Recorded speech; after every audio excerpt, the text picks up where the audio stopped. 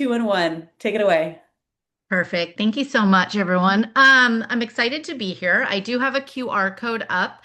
We are going to use the handout. I'm going to make it as interactive as I can while being online. So sorry if it's a little clunky. If the QR code is a little funky, I put the link to the Google Doc in the chat so you can click it that way. Whatever works best for you. But just want to make sure folks can get in there because hopefully you're ready to chat with me and put some stuff in the chat itself. So again, I'm Lauren Springer. This research I do with three other colleagues who we've been doing this work for over 10 years now. They couldn't join me today, but this is very much theirs as it is mine. So you'll see their names on everything as I go. So question-based pedagogy, we're going to get into what that is, what we created, and how we think it helps us, it lends itself to an anti-racist classroom. So I'm going to take you back a tiny bit, a few years, to a book. In the book, Linguistic Justice on Campus, the editors of this great collection, if you haven't read it, asked what can educators do to build a more equitable and just learning space or learning spaces for our multilingual students specifically. And so when we read this in the midst of our work, we started to think about, well, what are we doing? So I know you're all doing things. So in the chat, if you just want to throw as many things as you can, doesn't have to be fancy or complete sentences, but what are you doing in your classes, in your spaces, in your work to create more equitable and just learning spaces? And I know you are. So tell me in the chat and I'll read them out.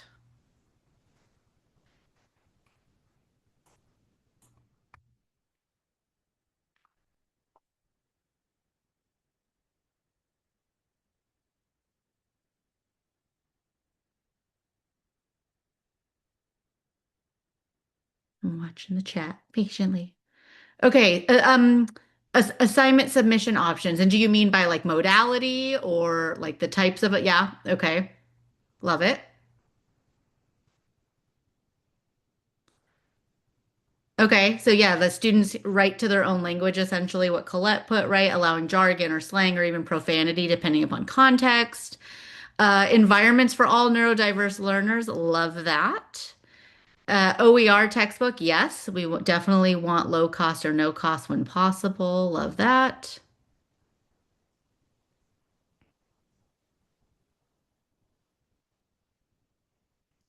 Just wait another 10 or 15 seconds. Okay.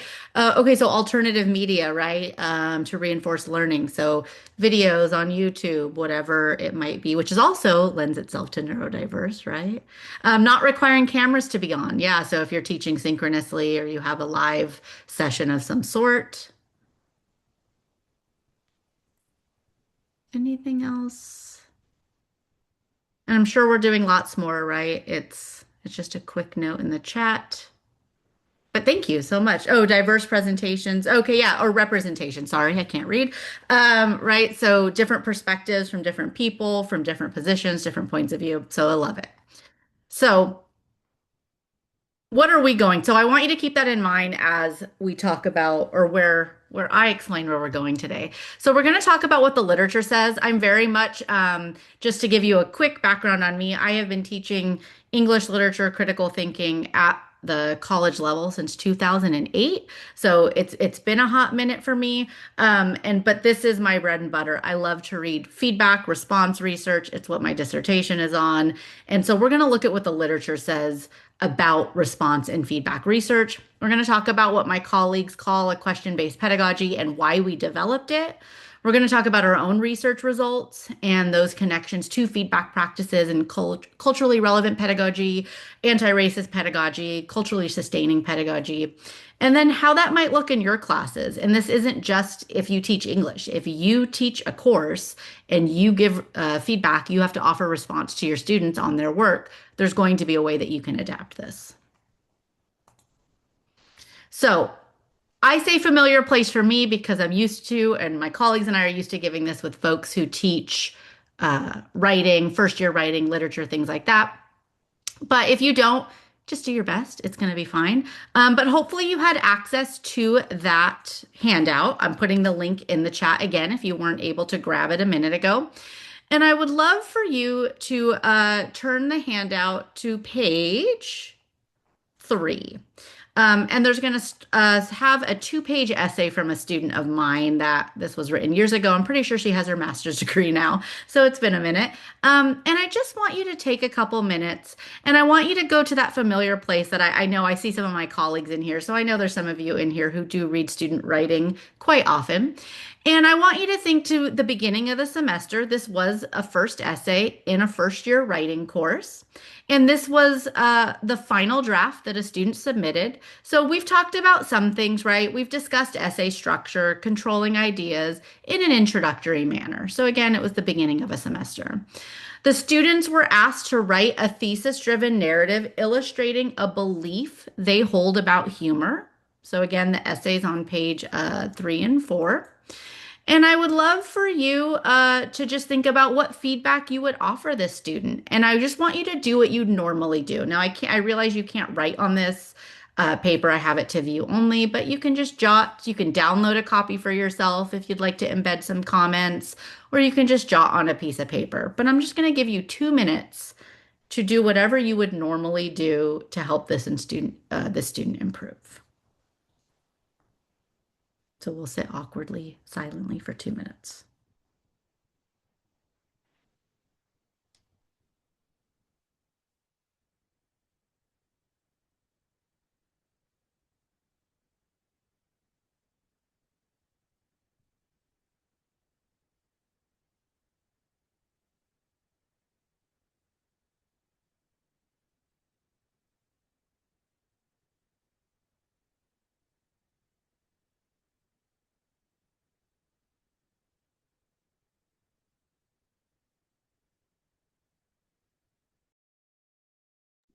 Professor Springer, would you mind throwing up the QR code one more time, or is that what you've linked to here?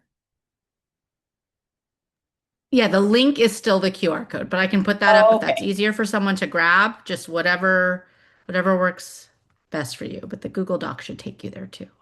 wonderful. Thank you. Just in case Thank folks are you. just joining us. Yeah.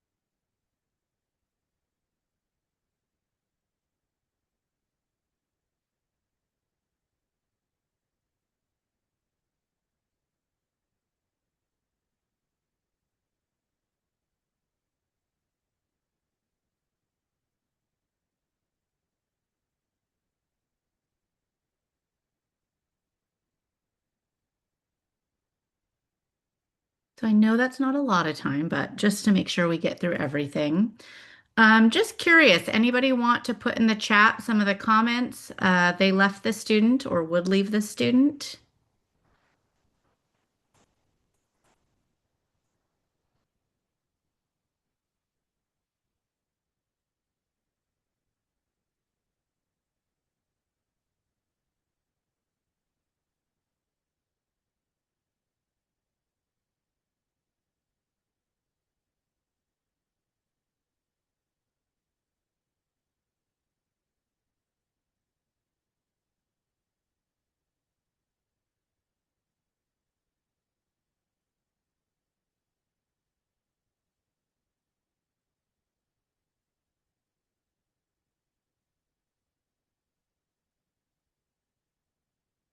put the handout link again in the chat if you just joined us. Welcome.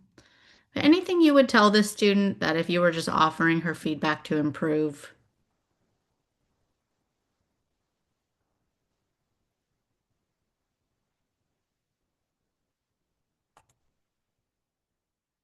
Oh, wait, a couple more seconds and then I can just talk.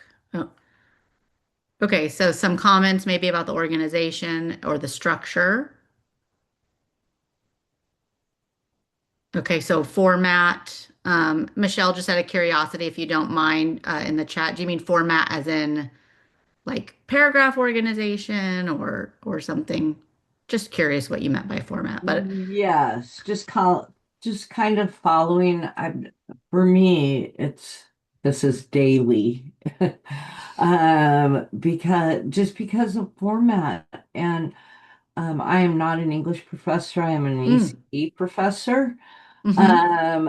But I feel it is still critically important for all students to understand the format of to write appropriately in a format that is collegiate. Okay. Well, you said you teach what? I'm sorry, I couldn't. Early childhood education. Nice, nice. Yes, it's super fun. So I saw her pictures. But she needs to work on her format a little bit. So I'm going to work on that so that she restructures her words to more of the paragraph that we're talking about. And then maybe lastly, we'll look at some of the spelling and grammar. Okay. So out of curiosity, thank you so much, both Amanda and Michelle, for sharing. So, as you were all reading this, leaving comments, thinking about the comments you would leave, what are some of the benefits to leaving feedback in this manner? So, the actual way that you're delivering it. What are some feedback? I'm sorry, some benefits to this feedback. Oh The my goodness, they talk back to you. Whether you leave it and then you say, give me a call or text me, let's talk about it. It opens the door. Okay, so you find that your students respond to your feedback? Yes, Okay. as long as there's no grade or points attached to it. Mm, It cannot hold a punishment, uh, because then it yeah. closes the door. So it's without points. It's more having the conversation first. If they are off the track of where, if it's a prescribed, like I see this assignment as a very prescribed assignment. I want you to write it this way. So if you miss that, let's go back and keep at it till we get it, and then we'll look at the points. Okay. Colette put in the chat makes her expectations clear and her perspective on the work clear. Love that. Anything else about how you delivered this from anybody in the chat?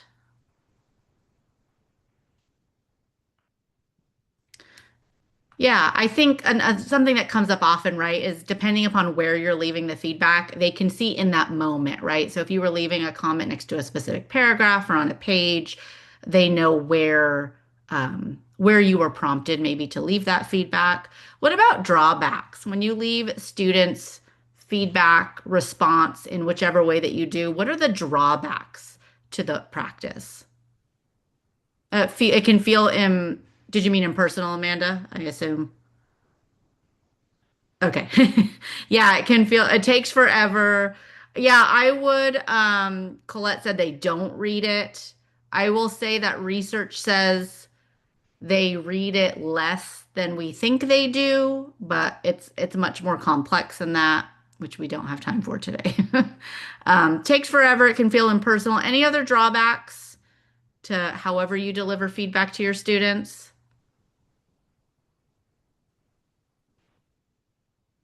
It's your free moment to have a gripe.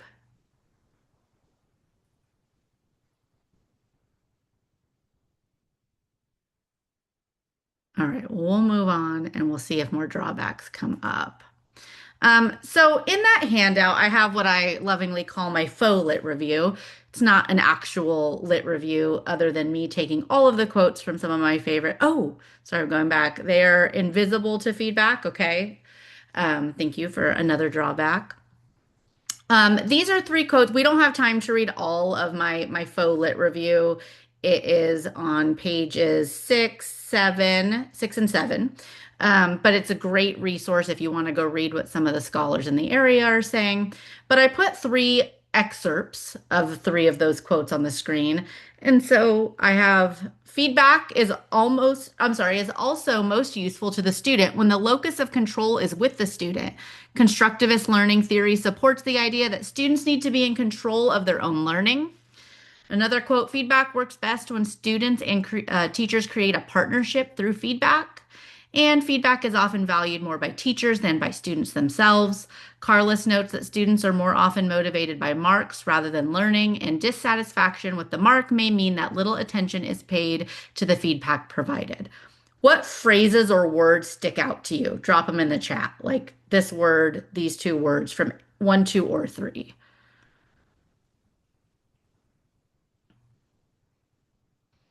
Partnership definitely sticks out to me as well. Control of learning, yes.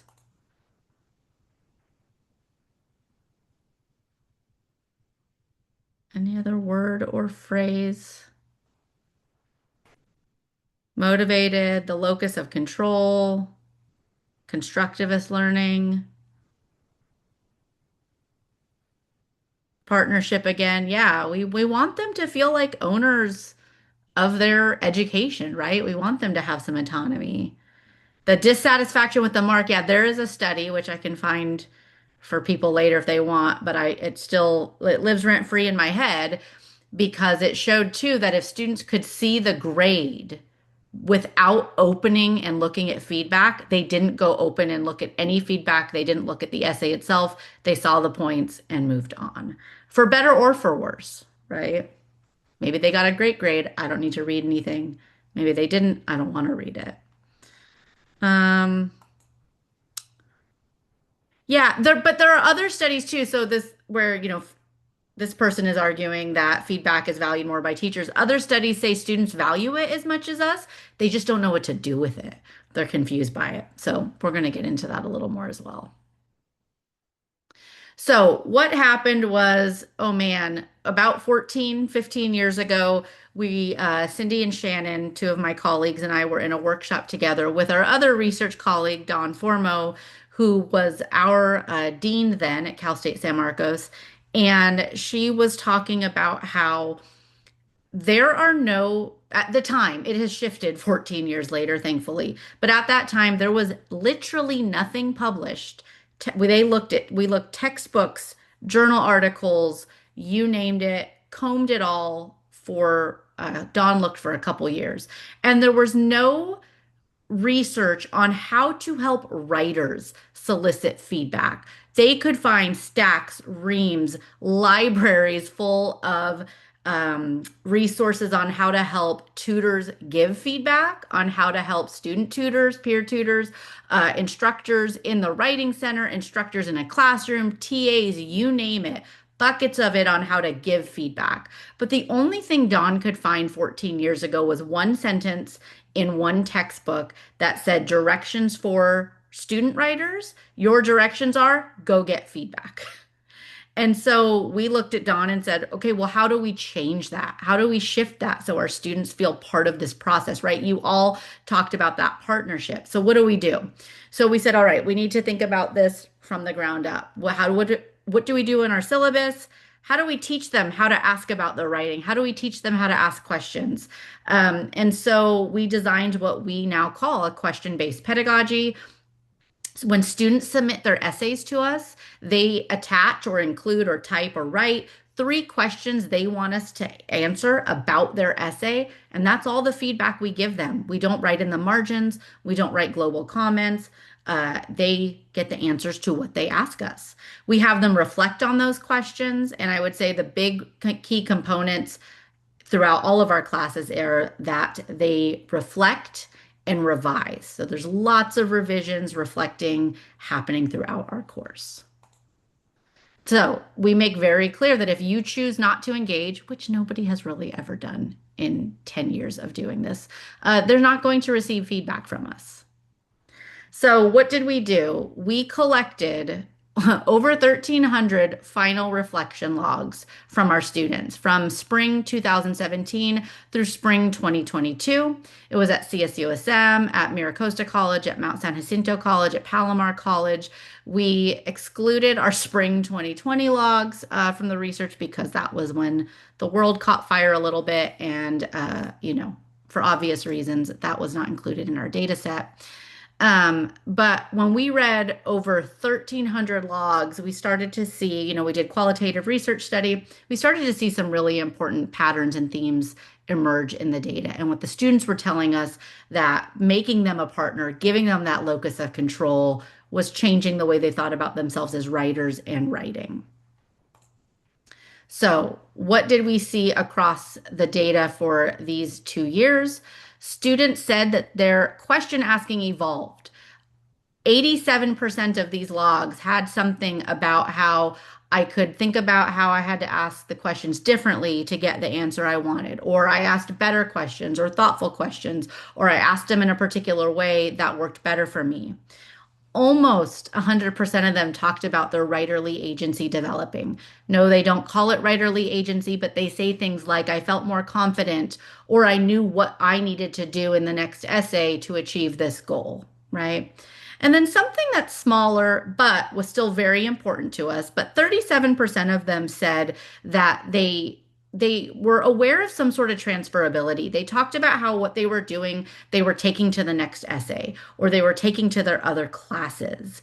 Things that we struggle to teach, right? Something I know as an educator for almost 20 years is that my students struggle to take concepts, not only assignment to assignment, but class to class. And something Dawn taught me very early on, thankfully, as an instructor was, but that's your fault. And she says that lovingly. It's all of our faults as instructors that we don't take the time to help them see how these skills are transferable. And so without a big emphasis on it, still, not quite 40%, but a good chunk of our students saw transferability of the ability to ask questions in some way. So we started then coming into COVID and still coming out as we're all forced online, we started to see some new themes emerge. There was this value of community coming out as they were asking each other questions about their work, working together to develop questions, working with us. They overwhelmingly see value in constructive feedback, but again, they're controlling this feedback, right? It's what they're asking us. So there's a caveat to it. And then a small percentage, which we thought was interesting, still talked about a fear of feedback even when they were in control, or mentioned regretting kind of not investing in the process much sooner. But it was a small chunk. So what is this writerly agency? You can see students said things like, asking questions has made me reread my essay over and over to know what I should ask. And for us, if a student says they're rereading their essay before they turn it in, we've won, right? We've all read the homework assignment that was never read after they turned it in, or before they turned it in again. And so for us, they're thinking about, okay, I need to reread it because I need to think about what I'm going to ask Dr. Springer about this essay.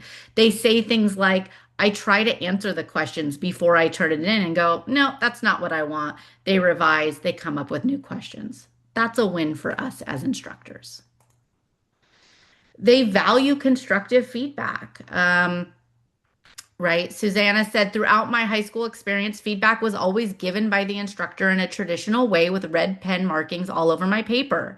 I like the question-based peer response strategy because it allows me to ask questions that I think will benefit my own writing. So again, that control, they're choosing the type of feedback, how much feedback that they're receiving about their own writing. The valuing community.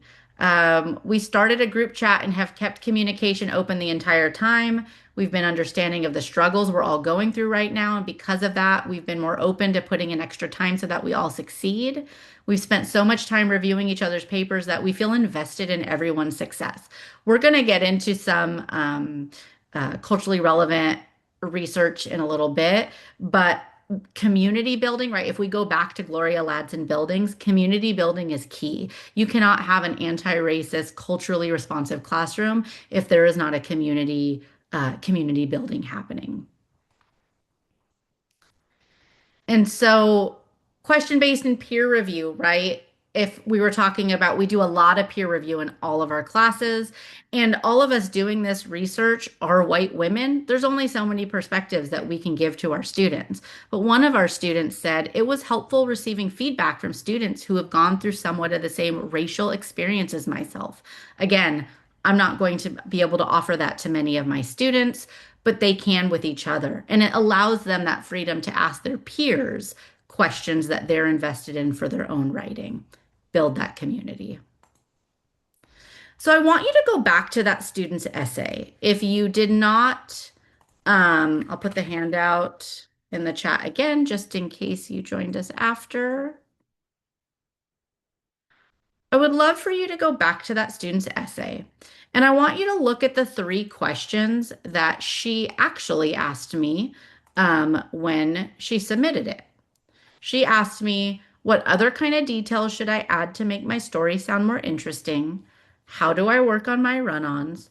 And how does my conclusion sound? So I just want to give you a minute or two. And how would you answer those 3 questions? You don't have to put them in the chat just yet, but just take a couple minutes and think about that.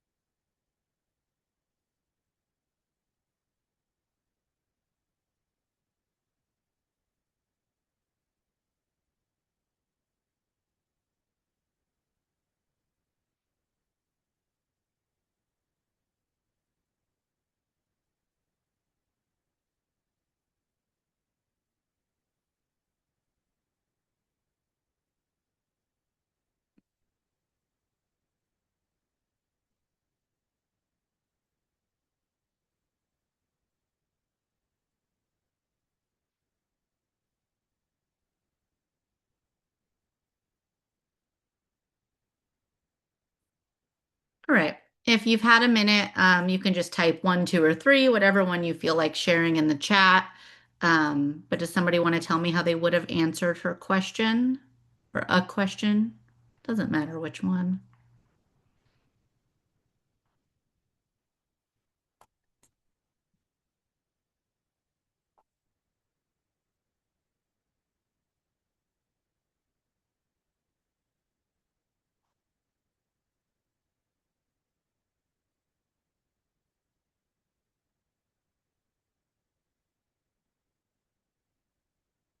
I always find question 2 interesting, at least especially when we discuss it. But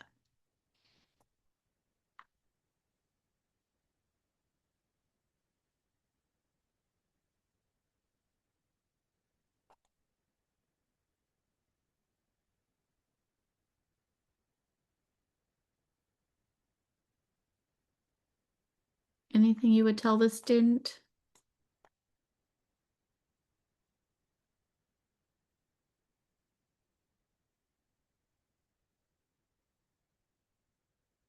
Okay, so Colette said for number 3, the conclusion is doing a nice job summarizing the key details of the narrative. It's okay, but I'm curious about that last line. Okay.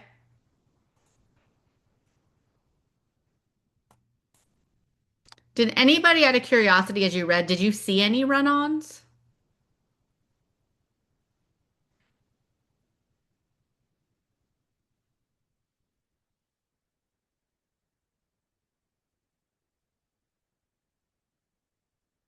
Sometimes when we talk about this with colleagues, there might be a sentence that maybe we could argue about if we wanted to get super grammarian, but she doesn't really have any. Not like Colette said too, there's nothing agree. It's not marred with them if there is one hidden in there. Maybe there's a comma splice, so a type of run on maybe, but nothing, it's not marred with grammar and punctuation errors.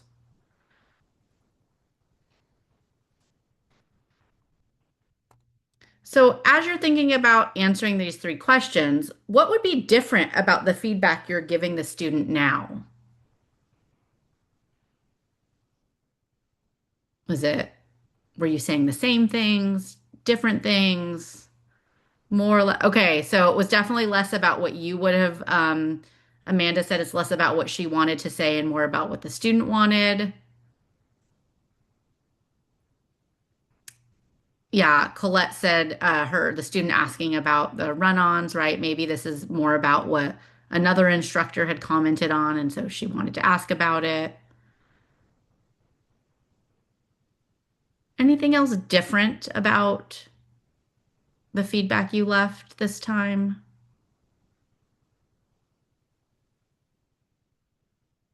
Did you say anything different?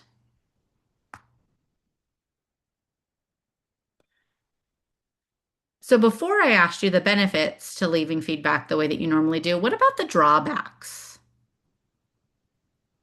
What are the drawbacks to just answering her 3 questions or any student's 3 questions? Oh, I think I'm going to assume that's a benefit, Amanda, and not a drawback. Amanda said it's not, it's different now. It feels less impersonal, right? It is more personal when we're answering their questions. I agree. What about the drawbacks, though? Okay, so you might not say something that you feel as the instructor you really need to tell them, right?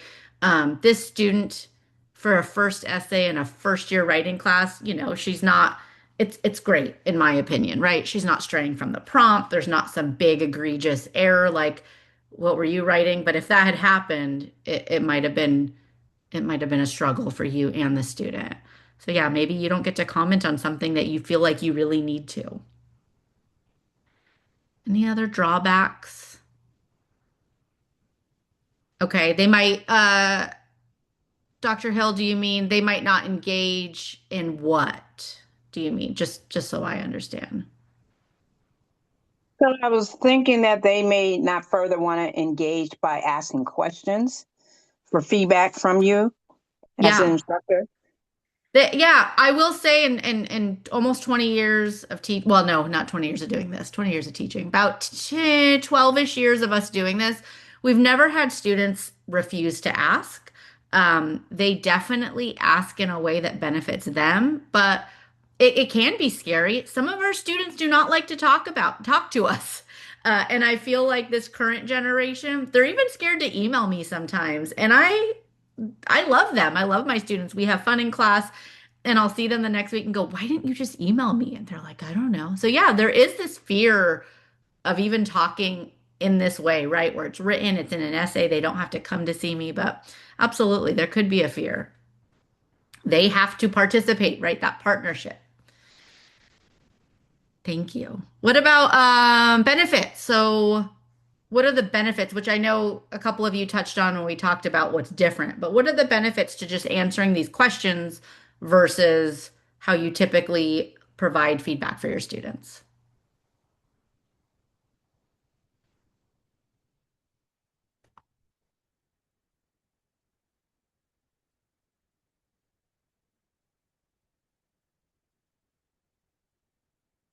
Yeah, that was something Colette said it's quicker. We didn't seek to do this, but I will tell you that if you do teach if you're teaching English at the call or any level for that matter, um, something we're always trying to figure out is how to get through stacks and stacks of essays ethically and equitably. But we know that is our time suck, right? As English instructors. And so something we started to notice is most of the time, not always, but most of the time, feedback is so much faster. But that wasn't what we were trying to figure out. And then hopefully that maybe they'll pay attention to it if it's what they wanted to know. Yeah, it feels personal. It's what they want to know. I think about this question where when the student said, well, let me go back. How do I work on my run-ons? And if I said to the student, I didn't really see any, there was one comma splice, and if you just change that comma to a period, you fixed it, right? Does that release this like paranoia in the student's mind? Like, oh, I don't have to stress about that, right? Because it is what she wanted to know.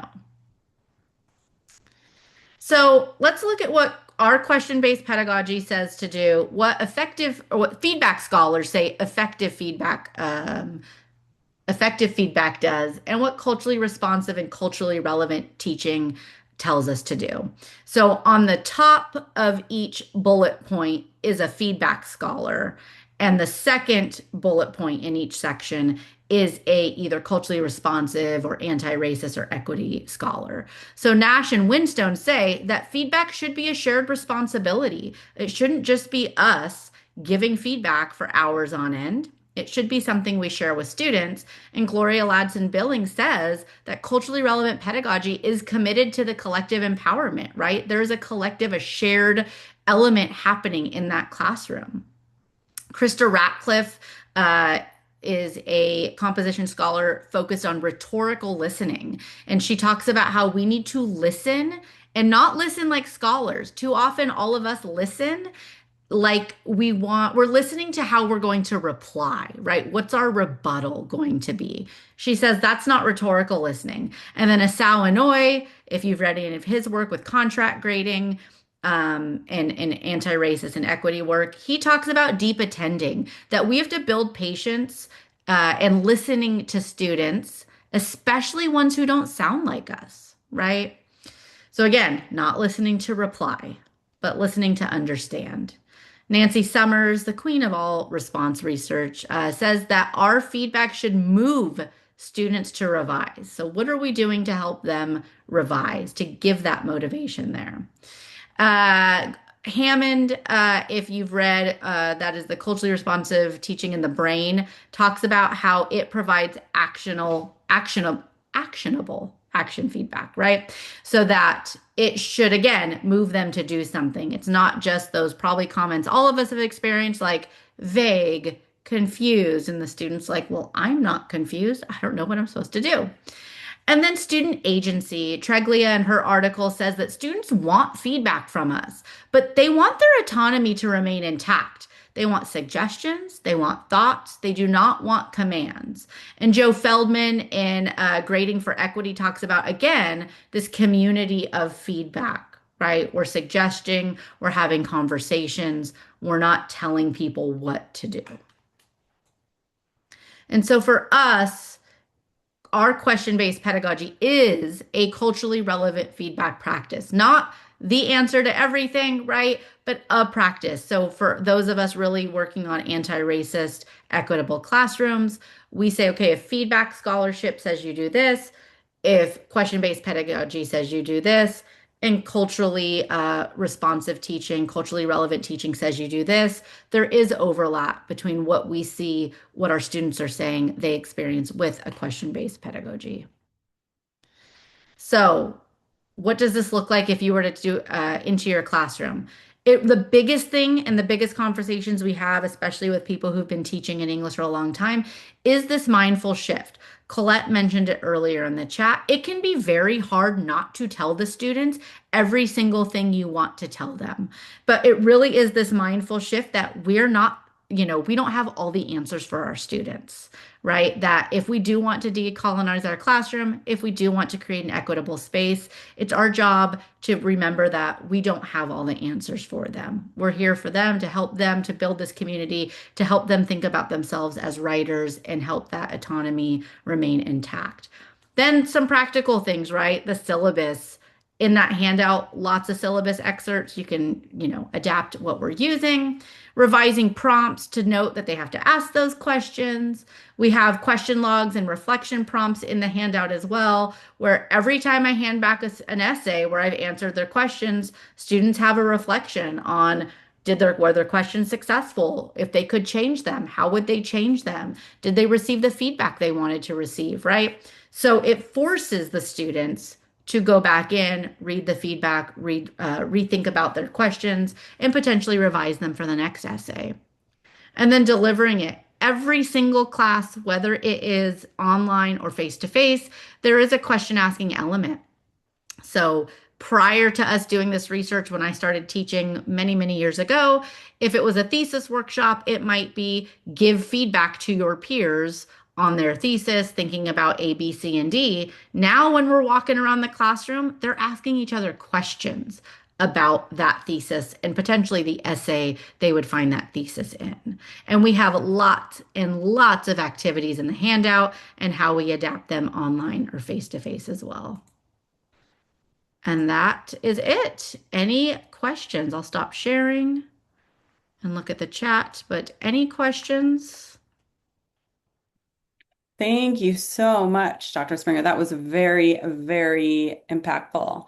I'm obsessed. I'm looking at your wonderful handout. I really want to thank you for sharing that because I am myself in a doctoral program studying ed psych. I'm an instructional designer, and I just want to poach all this great content and think about how I can apply it. So thank you for providing so much just in your talk, but also these extra resources for us to take home. Thank you. Thank you. Yeah, there's a lot about the affective domain and what happens when we correct students, and it shuts them down. And so I had a student one semester. I always think about her that she would only ask me questions that would elicit a positive response. She would only ask me what was my favorite, what was your favorite thing about my essay, and what would you like me to keep doing? And it didn't matter if she earned an A, B, C, whatever it was. She didn't want to hear negative things, and that was her choice as a student. Wow. And so it really does let them sort of mitigate, I think, some of that. My friend in grad school used to say feedback feels like someone kicked your puppy. And right, because it can hurt. I've probably been on that receiving end of it. So, but thank you. No, I this want to is know what you're super helpful. studying. I'm really just getting started. I'm year one, so to be continued. But Awesome. I do want to open it up for other questions. The next session does not start until 1 o'clock, so we've got a little time. I'm going to go ahead and stop the recording and open up the floor.